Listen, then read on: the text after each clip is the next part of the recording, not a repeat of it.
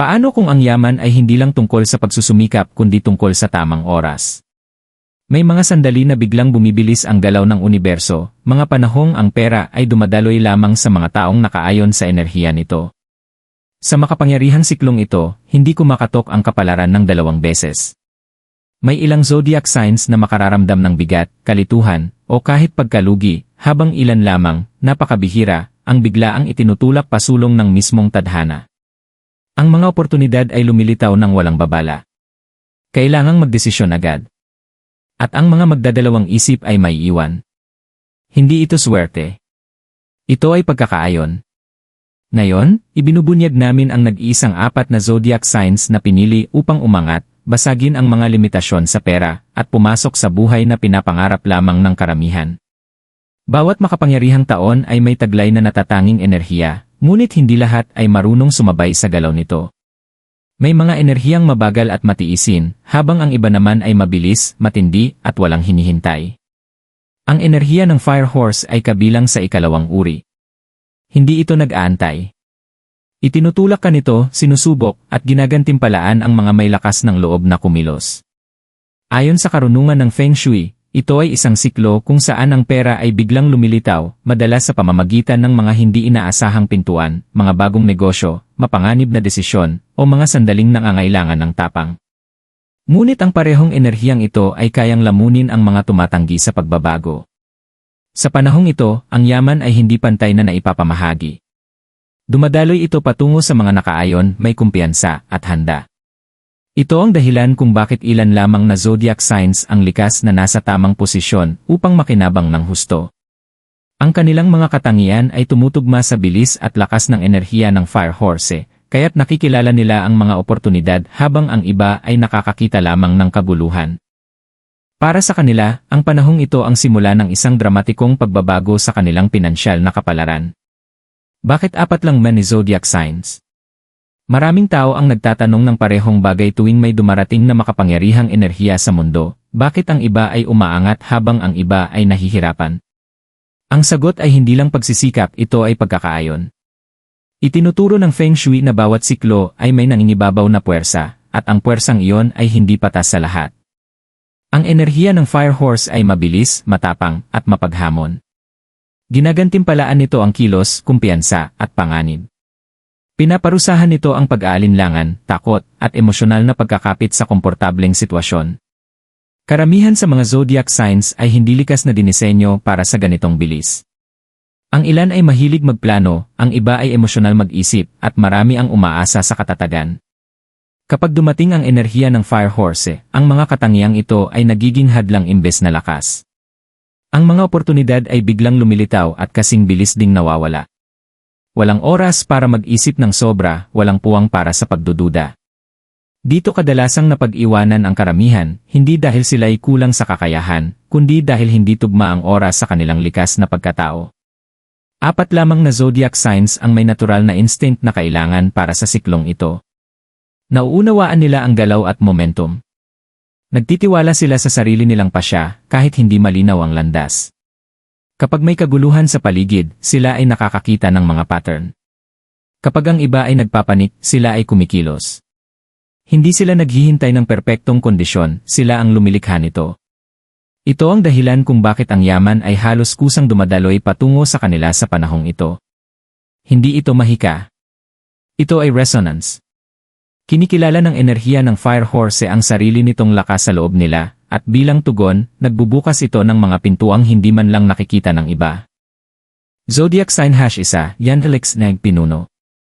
Ang zodiac sign na ito ay matagal nang may dalang enerhiya ng pamumuno, kahit paulit-ulit silang pinakumbaba ng buhay. Mula pa sa murang edad, itinulak na sila sa responsibilidad, minsan masyadong maaga, minsan masyadong mabigat. Habang ang iba ay pinayagang maghintay, ang sign na ito ay natutong kumilos. Habang ang iba ay nag-alinlangan, sila ay natutong magdesisyon. Ang maagang presyong iyon ay hindi parusa. Ito ay paghahanda. Agad kinikilala ng enerhiya ng Fire Horse ang lakas.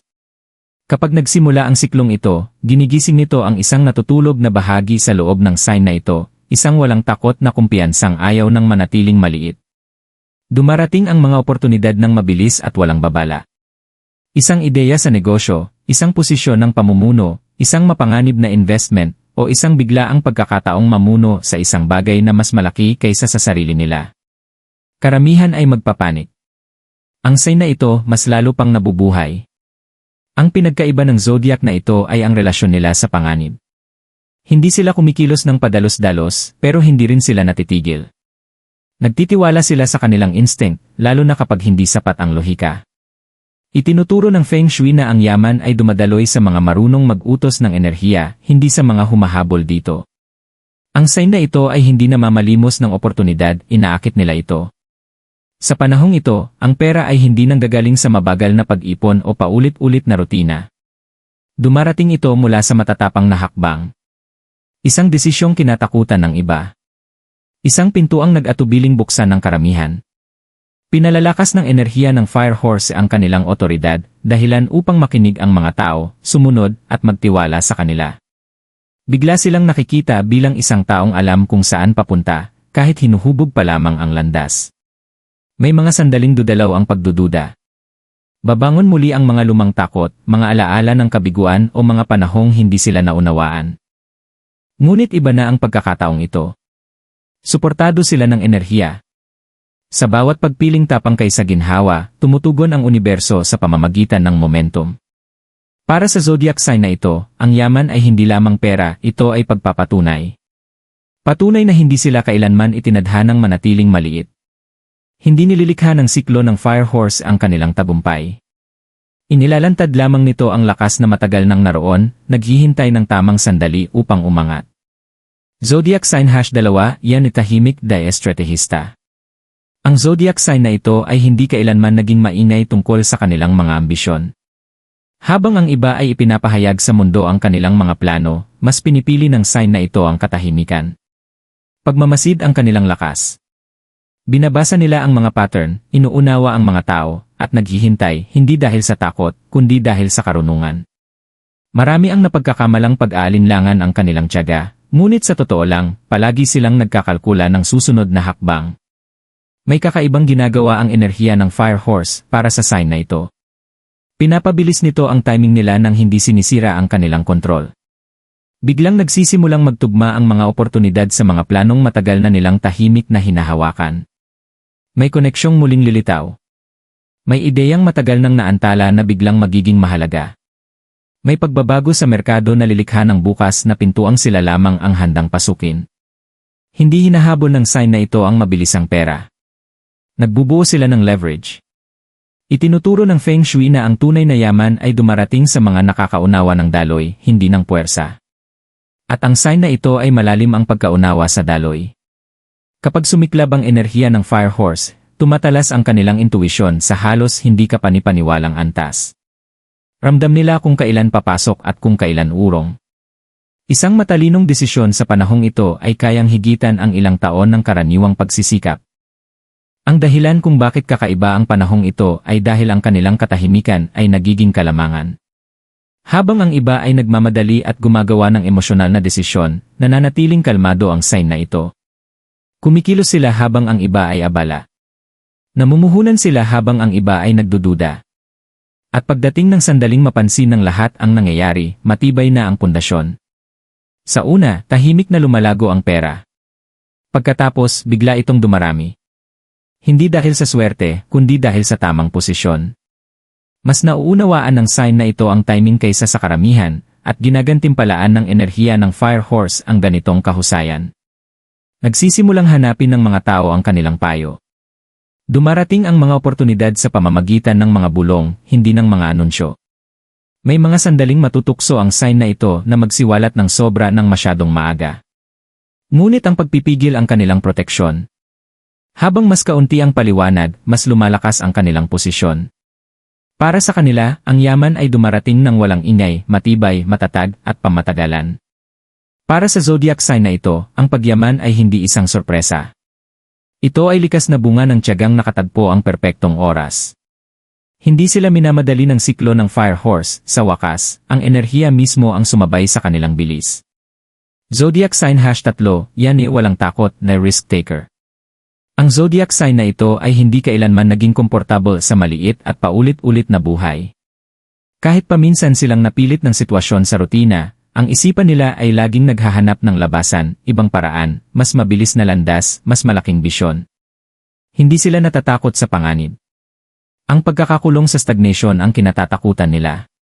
Mas pipiliin nilang sumubok at mabigo kaysa manatiling nakatayo at magtanong ng si paano kung. Pinapalakas ng enerhiya ng Fire Horse ang likas nilang tapang. Hindi nito nililikha ang kanilang lakas ng loob, pinararami nito. Sa panahong ito, may mga oportunidad na lilitaw na para sa iba ay tila pabaya o delikado. Isang biglaang pagbabago sa karera. Isang matapang na hakbang sa negosyo. Isang investment na sa ibabaw ay mukhang mapanganib. Karamihan ay magdadalawang isip. Ang sign na ito, ramdam ang hindi mapigilang hatak pasulong. Ang kaibahan nila sa mga padalos-dalos na sugarol ay instant. Hindi sila maghihimay ng walang katapusan, ngunit malalim silang nakakaramdam. Itinuturo ng Feng Shui na may mga taong likas na dinisenyong sumabay sa makapangyarihang enerhiya imbes na labanan ito.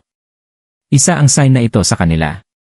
Kapag bumubuo ang momentum, nararamdaman nila ito sa katawan bago pa ito lumitaw sa mga numero o plano. Ito ang panahong isang desisyon lang ang kayang magbago ng lahat. Isang ang nagbubukas ng mga pintuang hindi kailanman nakita noon. Ginagantimpalaan ng enerhiya ng Fire Horse ang bilis, ngunit hinihingi rin nito ang tiwala. Natututo ang sign na ito na umasa ng buo sa sarili. Ang opinyon ng iba ay nagiging ingay. Ang panloob na paniniwala ang nagiging gabay. May mga sandaling babalik ang takot, mga alaala ng nakaraang pagkatalo, mga babala ng mainat na tinig, mga pagdududang nagkukunwaring lohika. Ngunit sa bawat pagkakataong umuusad pa rin sila, may hindi inaasahang sumusuporta sa kanila. Isang koneksyon. Isang break. Isang biglaang daloy ng pera na nagpapatunay na nasa tamang landas sila. Mabilis dumarating ang yaman para sa sign na ito, hindi dahil hinahabol nila ito, kundi dahil kumikilos sila habang ang iba ay natitigilan. Hindi pinoprotektahan ng siklo ng Fire Horse ang mga naghihintay. Pinoprotektahan nito ang mga kumikilos. At ang sign na ito ay kumikilos ng may buong loob. Para sa kanila, ang pagyaman ay hindi tungkol sa kaligtasan. Ito ay tungkol sa momentum. Kapag nagsimula na ang daloy, mahirap na itong pigilan. Ang panahong ito ang nagmamarka ng sandaling sa wakas. Ang kanilang tapang ay nagbunga sa paraang tila hindi ka panipaniwala, ngunit matagal nang hinihintay. Zodiac Sign #4, Yano, hindi inaasahang nakaligtas. Kilala ng zodiac sign na ito ang hirap ng lubusan. Ang kanilang buhay ay hindi kailanman dumaan sa tuwid na landas. Kapag tila maayos na ang lahat, may biglang nagbabago, pinipilit silang mag-adjust, magtayo muli, at magsimula na naman. May mga panahong pakiramdam ay hindi patas. May mga panahong nakakapagod. Ngunit bawat pagsubok ay humubog sa kanila sa isang kasanayang ilan lamang ang tunay na nagtataglay, ang kakayahang mabuhay at magpatuloy. Habang ang iba ay bumibigay sa ilalim ng presyon, ang sign na ito ay mas tumatalas. Natutunan nilang palawigin ang kakaunting yaman, makita ang mga nakatagong pagkakataon, at kumilos ng tahimik habang maingay ang mundo. Pinapabora ng enerhiya ng Fire Horse ang tibay ng loob, at sagana rito ang sign na ito. Ang dating pakiramdam na malas ay nagiging paghahanda. Sa makapangyarihang siklong ito, may lilitaw na isang hindi inaasahang oportunidad, hindi marangya, hindi halata. Maaaring ito ay magmukhang problema, dagdag na responsibilidad, o panganib na iniiwasan ng iba. Ngunit may makikilala ang scene na ito, posibilidad sa loob ng kaguluhan. Haharap sila rito hindi nang may labis na kasabikan, kundi may kumpiyansang hinubog ng karanasan. Itinuturo ng Feng Shui na kadalasan, ang yaman ay dumarating sa mga taong natutong mabuhay kahit wala ito. Malalim ang pag-unawa ng sign na ito sa halaga dahil naranasan nila ang kakulangan. Kapag nagsimulang dumaloy ang pera, hindi nila ito sinasayang. Pinaparami nila ito. Pinoprotektahan. Pinalalago, matyaga ngunit may estratehiya. Ang ikinagugulat ng iba ay kung gaano kabilis umangat ang sign na ito kapag bumukas na ang pinto. Ang mga taon ng hirap ang nagsanay sa kanila na kumilos agad kapag dumating na ang tamang sandali. Hindi na nila tinatanong kung karapat-dapat ba sila. Alam nilang, ginagantimpalaan ng enerhiya ng Fire Horse ang ganitong tahimik na katiyakan. Darating ang sandaling lilingon ang sign na ito at mauunawaan na walang nangyari ng walang dahilan. Bawat pagkaantala, bawat pagkawala, bawat liko ng landas ay humubog sa kanila para sa eksaktong timing na ito. Dumarating ang yaman hindi bilang himala, kundi bilang paglutas, isang pagbabalik ng balanse. Para sa zodiac sign na ito, ang pagyaman ay hindi lamang tagumpay. Ito ay pagsasara. Patunay na ang pagtitiis ay hindi kailanman nasayang. Hindi kinakaawaan ng siklo ng fire horse ang mga nakaligtas, pinapuputungan sila ng korona. Paano makiayon na enerhiya ng fire horse? Hindi lahat ay kabilang sa apat na napiling zodiac signs, ngunit itinuturo ng Feng Shui na posible pa rin ang pagkakaayon. Ang enerhiya ng fire horse ay tumutugon sa intensyon, paghahanda, at kilos. Ang unang hakbang ay ang bitawan ang pag-isip na pinapatakbo ng takot. Hindi ginagantimpalaan ng siklong ito ang mga naghihintay ng perpektong kondisyon, ginagantimpalaan nito ang mga kumikilos habang hinuhubog pa lamang ang mga kondisyon. Ang kalat, pisikal man o emosyonal, ay humahadlang sa mabilis na daloy ng enerhiya. Ang paglilinis ng mga lumang utang, mga hindi natatapos na gawain, at mga negatibong pagkakabit ay nagbabalik ng momentum. Umunlad ang enerhiya ng fire horse sa bukas na espasyo at malinaw na direksyon. Pasimplehin ang mga desisyon. Mag-focus at buong loob na pumili ng isang landas imbes na ikalat ang enerhiya sa marami. Sa panahong ito, mas mahalaga ang timing kaysa pagsisikap. Kapag ang isang oportunidad ay paulit-ulit na lumilitaw, hindi ito aksidente, ito ay tagubilin. Nagbababala ang Feng Shui laban sa pagbabaliwala sa mga palatandaan dahil lamang sa ginhawa o pagdududa. Kahit maliliit na hakbang, kapag ginawa sa tamang sandali, ay kayang magbukas ng mas malalaking daloy ng yaman. Higit sa lahat, magtiwala sa iyong instinct. Ipinaliliwanag ng lohika ang nakaraan, ngunit ang intuwisyon ang gumagabay sa hinaharap. Hindi banayad ang siklo ng fire horse, ngunit ito ay tapat. Mabilis itong nagbibigay sa mga kumikilos ng may kumpiyansa, at walang pag-aatubiling tinatanggal ang stagnation. Makayon sa kilos, linaw, at tapang, at tutugon ang enerhiya. Huling mensahe ili panawagan si aksyon. Ang yaman ay hindi basta-basta nangyayari. Ito ay tugon. Tugon sa tapang, tamang oras, at kahandaan. Hindi nililikha ng enerhiya ng fire horse ang tadhana, inilalantad nito ito. May mga zodiac signs na likas na handang umangat sa siklong ito, habang ang iba naman ay inihahanda pa para sa mga susunod na panahon. May kabuluhan ang parehong landas. Kung nakita mo ang sarili mo sa alinman sa mga kwentong ito, unawain mo ito, ang kamalayan ay isa ng palatandaan ng pagkakaayon. Hindi malakas magsalita ang universo sa lahat. Bumubulong ito sa mga marunong makinig. Kapag dumating ang mga oportunidad sa pera, hindi palaging perpekto ang anyo nila. Susubukin muna ang iyong kumpiyansa bago ka gantimpalaan. Ang siklong ito ay tungkol sa kilos. Sa pagpili ng paglago kaysa sa kaligtasan. Sa pag-usad kahit hindi patiyak ang kahihinatnan. Ang mga gagawa nito ay makakaranas ng mga biglaang pagbabago na sa totoo lang matagal nang hinuhubog. Ngayon, tanungin mo ang sarili mo ng tapat, handa ka bang kumilos kapag bumukas ang pinto? O maghihintay ka hanggang ito ay magsara? I-comment ang iyong zodiac sign sa ibaba at sabihin kung aling landas ang nararamdaman mong tinatawag ka. Kung tumagos sa iyo ang mensaheng ito, i-like ang video at mag-subscribe, dahil kapag ang universo ay nagpapadala ng mensahe, madalas higit sa isa ang kasunod.